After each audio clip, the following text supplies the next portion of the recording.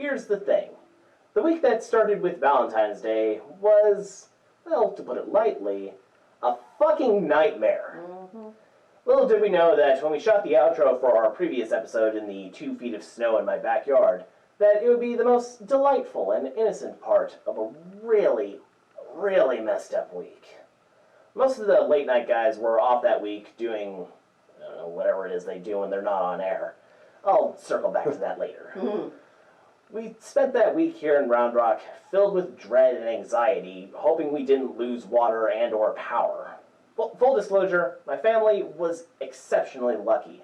We didn't lose power and only the cold tap in our kitchen froze. We managed the supplies we had on hand to last until we could safely venture out for more on day 5. But there was a tense moment on day 2 when our cats were completely out of food. Luck was on our side again when our next-door neighbors came to the rescue, because they have a nice large pickup truck.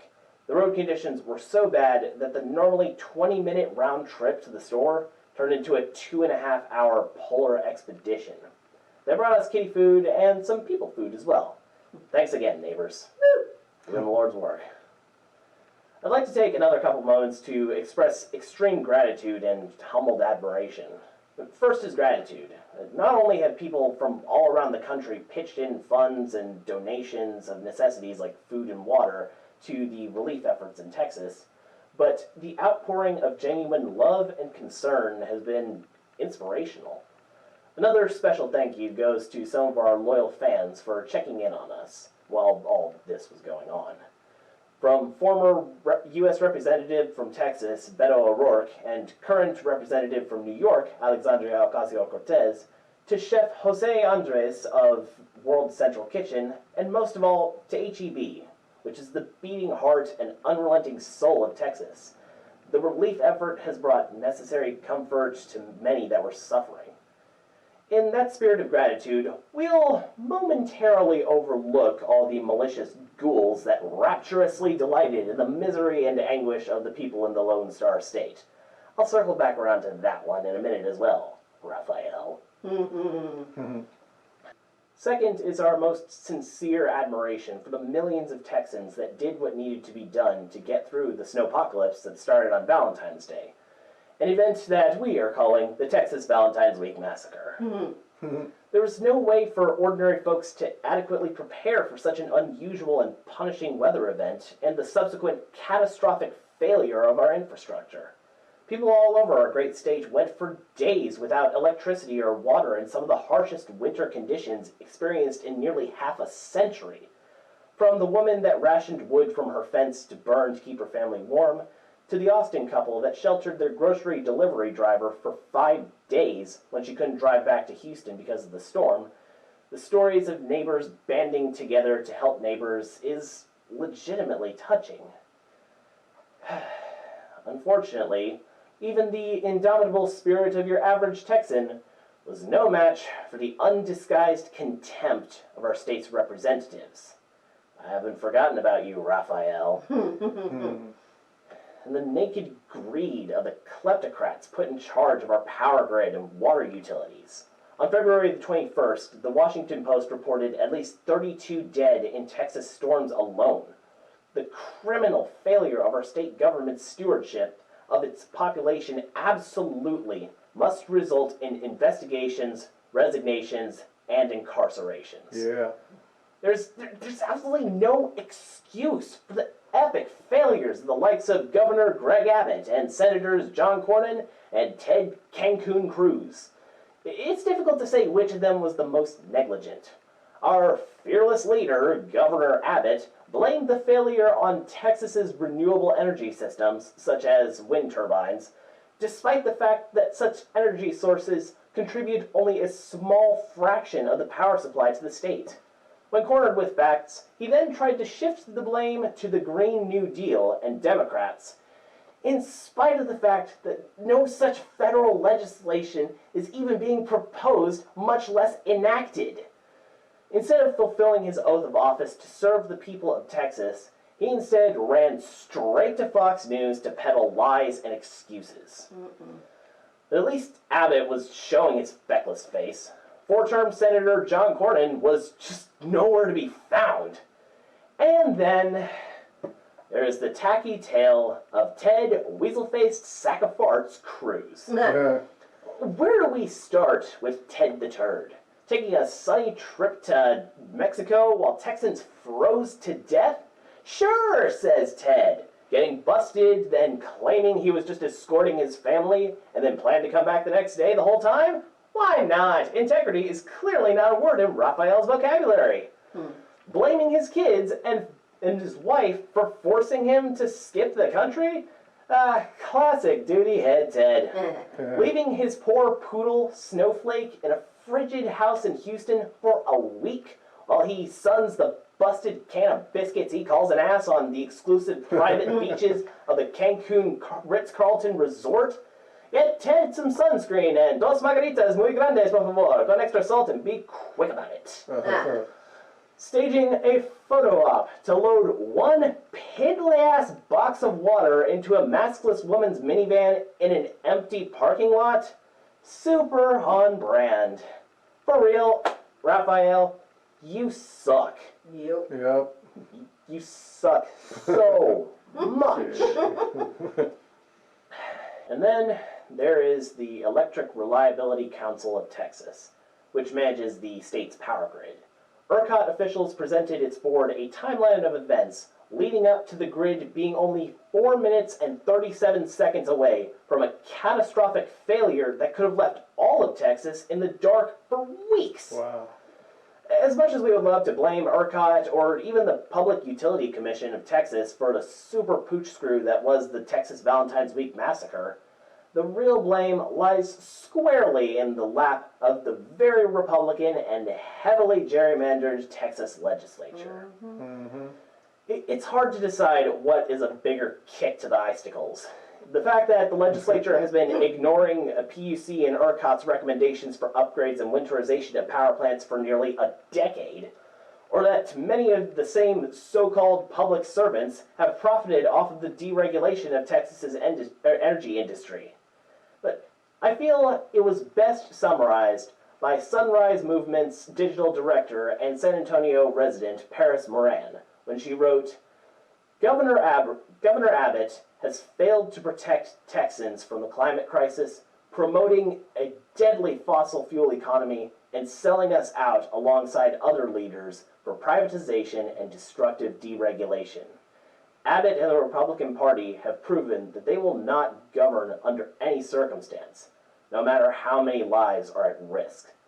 Whether it's utility blackouts, the climate crisis, or coronavirus, it's easier to find misinformation here in Texas than actual updates from our government, utility companies, and other institutions.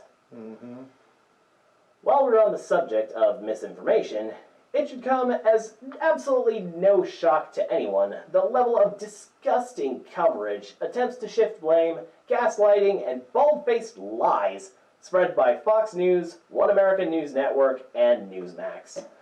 The limb-bottomized bottom feeder known as Tucker Carlson and his cadre of crackazoid cretins tried to pin the disaster on renewable energy, the Green New Deal, and wind farms. And the icing on the frozen cake was former governor of Texas and Trump ass-kisser, Rick, the glasses don't make you look smart, you can still see your face, Perry, suggesting that the people of the Lone Star State would rather spend more time without electricity than see increased federal involvement in their state. Rick, honey, come here. We would all be much obliged if, from this point forward, you would refrain speaking on behalf of Texas, Texans, or vertebrates in general. We despise you. Go away forever. Shoo! Get out! Go! This next bit is a lo siento, no siento. I feel obligated to take issue with the men of late night. Samantha B., you're still super cool with us, ma'am. Look, I get it. I make fun of the news, too. Who hasn't made a few hundred Florida man sticks bacon bazooka and gator jokes? Stupid fish, huge barrel. Right? But the giddy deluge of cheap shots from the dudes that come on after the nightly news definitely qualifies as the comedy sin of punching down. People literally froze to death. Already strained by the pandemic, hospitals were struggling with no power or water to keep their existing patients alive. Fire departments couldn't put out structure fires in multiple cities because there was no water to be found. Please understand that I am 100% all in for calling the dipshits in charge of that Michigosh dipshits.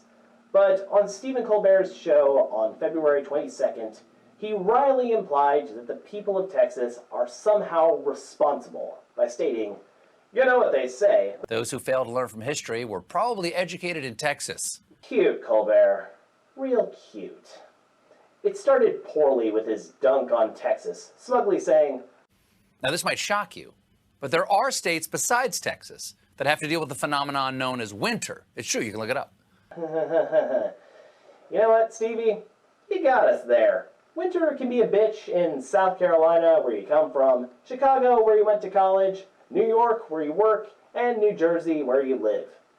What? Wait, you mean there are people who actually choose to live in New Jersey? Apparently. Weird. Why? Why would you do that? All right. Oh, wait, where was I? New Jersey. Oh, that's bad.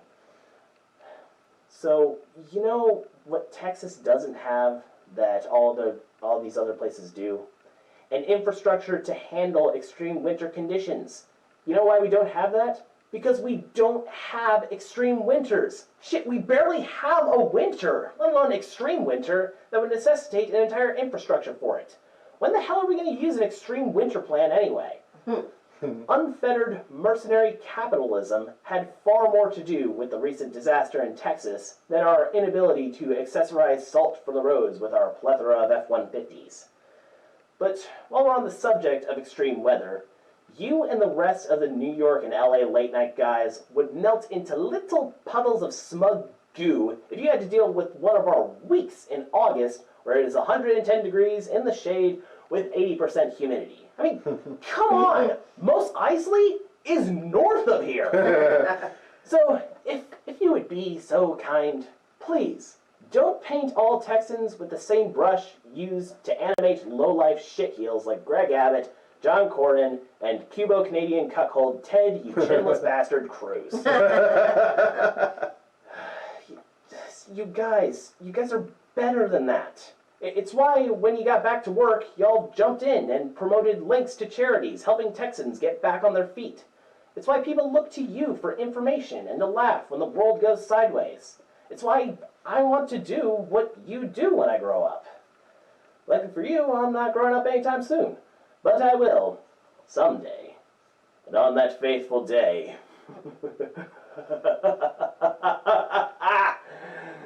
I'm coming for your jobs, you old farts. I guess, ultimately, my point is this. Texas is often the target of many a lazy joke and a lot of surreptitious envy. We get it. We really do. We are larger, faster, prettier, and more cunning than the rest of y'all, and you're certain that if the shit went down, we would all probably eat you with beans and barbecue sauce. Yep. Wait, that's Wile E. Coyote. The real thing is that Texas suffered a pretty serious and unexpected blow. There is legitimate blame to go around. I hope that my fellow Texans will use this frozen wake-up call to insist on making real systemic changes so we don't find ourselves at the mercy of unexpected weather and unscrupulous capitalists ever again. Texas is strong. Texas is proud. Texas is forever. We'll be right back. Yeah.